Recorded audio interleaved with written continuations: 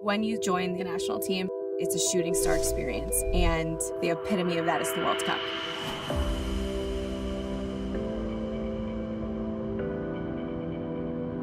I started playing soccer when I was 3, and I played organized 11v11 co-ed, which is ridiculous.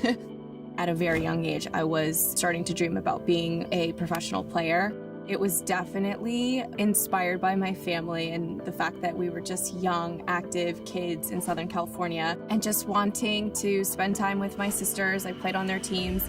Both my parents coached and managed. So really the whole thing for me was just revolved around being with my family and having shared activity.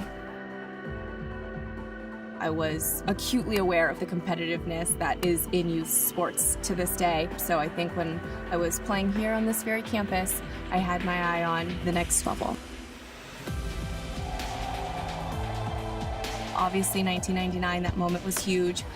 Seeing women being celebrated, supported, and admired was really transformational. I wanted that dream so badly. I was watching and thinking, like, what do I need to do to get there? I can do that.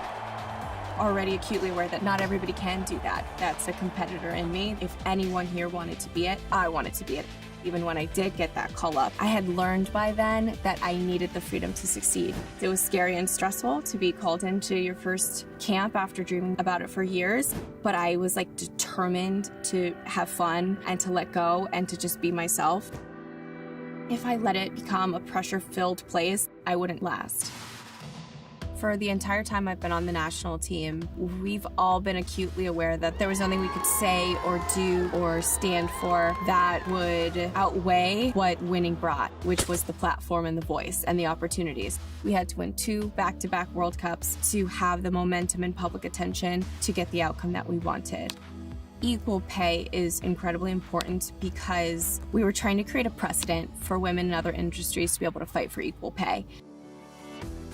But as an athlete, there was a lot to this and a lot to the fight and struggle of being a U.S. women's national team player, of being a female athlete. And then on top of that, I think there's an emotional toll that girls and marginalized people from all different backgrounds are constantly told and made to feel like they're not valuable. And that, I think, is even more powerful discrimination because hope is key to everything.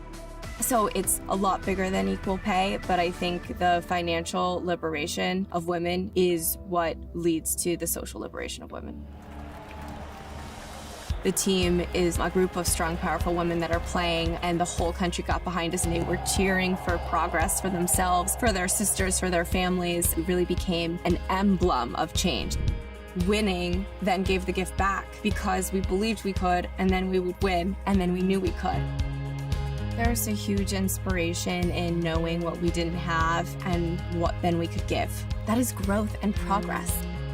There is such a beauty in all the work that we've done to make the team successful as a structure that was always meant to live on beyond any individual. You're handed a torch and you carry that as far as you possibly can. I still very much see myself as an active player carrying that torch. There really is a global movement towards a reimagined world, a global movement towards progress and equity on behalf of every marginalized group and every social issue, and form a community that really does transcend the football fan base. It is about having the resources, the inspiration, and the touch points to empower yourself and to go out and make a difference in your community and therefore inspire the next person to do the same.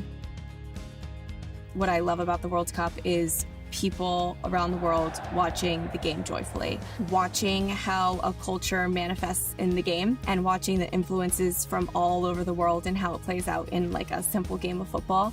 Watching world-class players gives me a visual of abundance.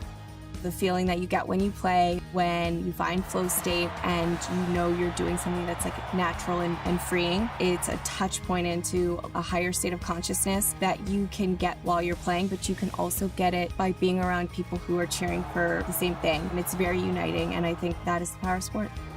As the game grows, as teams are getting better, it's going to get more and more fun to watch. I'm really excited to see how that unfolds this summer. It's an amazing time to be a female athlete. It's an amazing time to be a women's soccer player. Kia, movement that inspires.